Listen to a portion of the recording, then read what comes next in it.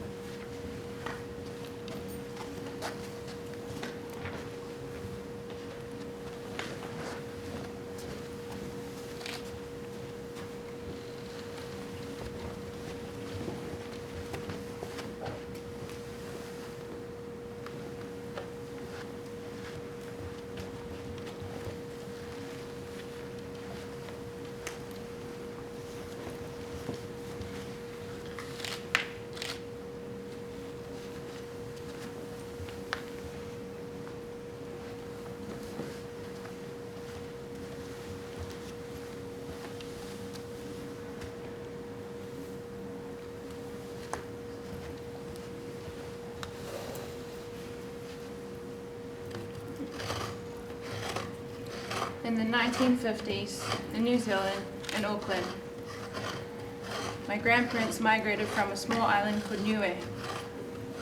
The island is so small, you can bike across it in 2 hours. There are big blue crabs that are bigger than 2 adult hands held together. They're called coconut crabs, ungas. Very easy to catch, very dumb. My grandparents moved to Auckland in New Zealand for a better life. They moved there during the factory ages. The factory ages were when they got people from the Pacific to work. However, when the factories were unneeded, they started shipping everyone back. During dawn, police would raid houses. In the houses, 3-bedroom houses would usually hold up to 12 people in a house. Where I come from, their own room. Privacy is not a thing. You share a mattress with 2 other people. Top and tail is very common. The clothes you get are usually clothes from your older brother or sister. During these dawn raids, usually families were fast asleep, and a lot of children would see their parents, cousins, brothers, uncles being shipped off, or some would hide in the attics. A lot of these people lived in Richmond Road, Grey Lynn. That area now costs millions of dollars to live in. But then, it was where they had the factory workers. My grandparents, they didn't get shipped off. Niue is a country that's underneath New Zealand. However, there are more Niueans living in Auckland than more Niueans living on the island.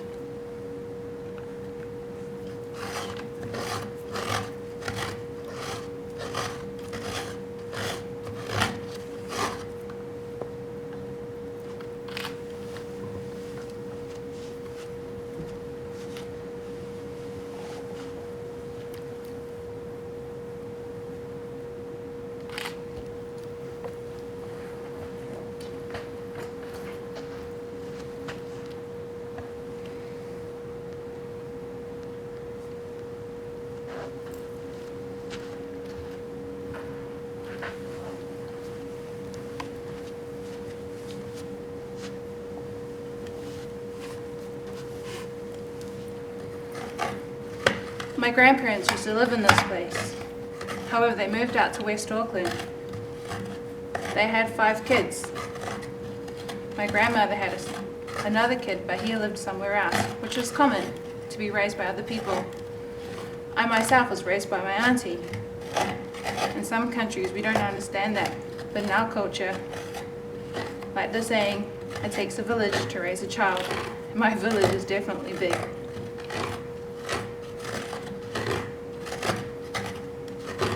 When we were young, to help make food, it's called a umu. We cook it underground. We used a lot of coconut. We needed a lot of coconut. Everyone would take turns in grating. The scraper was the worst thing to be doing.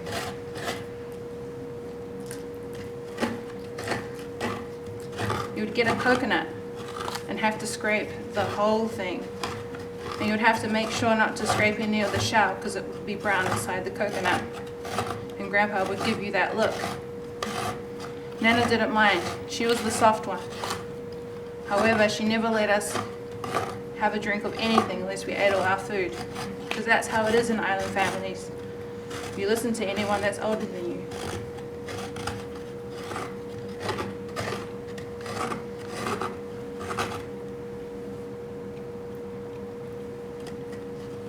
A lot of my friends don't understand, how do you crack a coconut with a knife?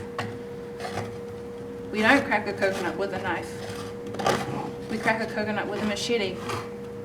But machetes are really hard to find here in Canada, especially ones that everyone uses in gardens.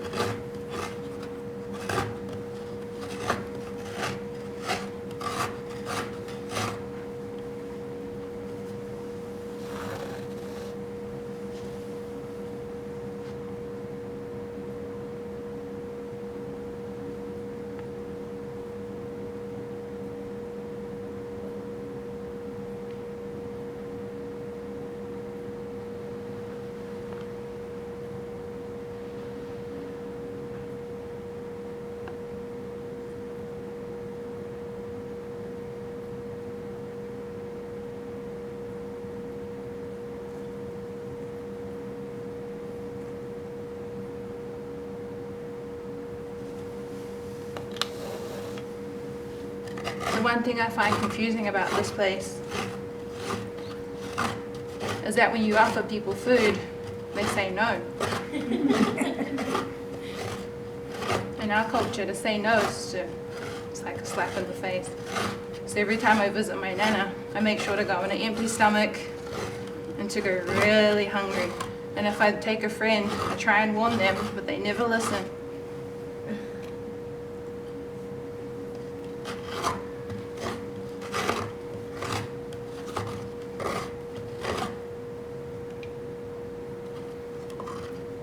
Funny thing about here that I find with eating is that people stop eating when they're full.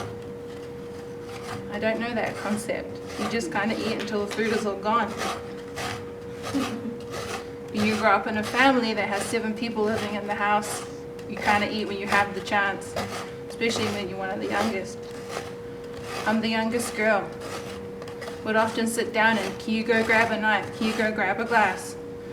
I'm the youngest, so I have to listen. But that means I miss out on all the good stuff first. However, after getting sick, I actually can't eat meat. So when we have family gatherings, have some potato salad, have some bread. They should try living off bread and potato salad.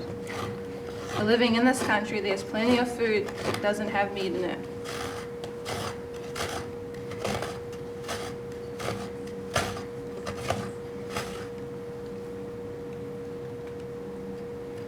My grandparents have taught me to grate coconuts. They have taught all my sisters, my cousins, my nephews and my niece, who is only 4, but can crack a coconut open with a machete. Some people here might call it dangerous because she's got a machete, and the islands would call it skillful.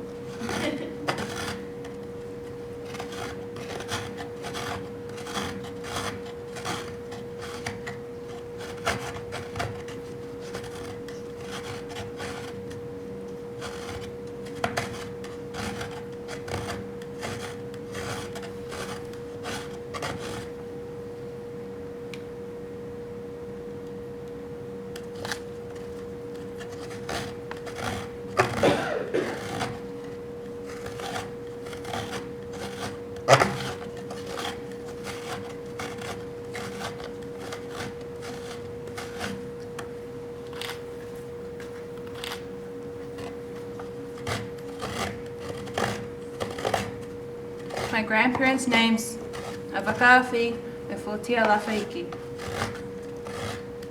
A lot of people will know this before they even meet them or if they find something of theirs.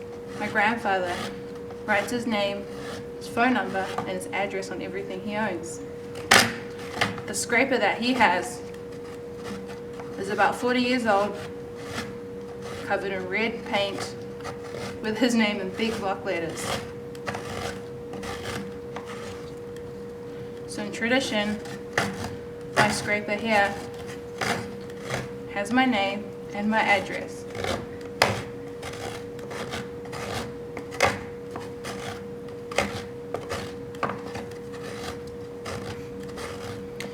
However, I miss my grandparents, not because of all the things they've taught me, but because they live their culture wherever they go. My nana makes her own coconut oil. She has bottles and bottles of it. They only eat boiled meat, boiled vegetables. KFC is a treat. My grandfather's eyes grow at it. However, anytime you visit, you ask, what would you like me to bring? He always says, a newspaper and a steak and cheese pie.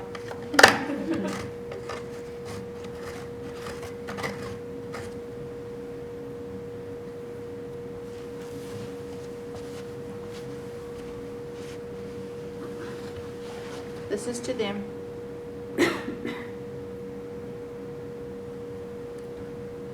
Tulip.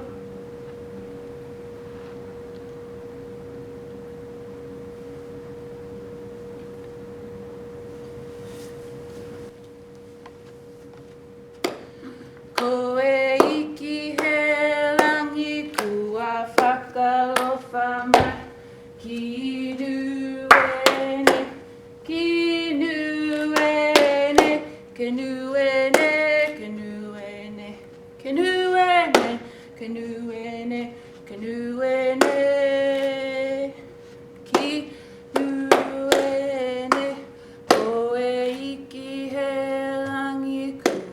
whakalofa mo ki nu wene, ki nu wene, ka nu wene, ka nu wene, ka nu wene.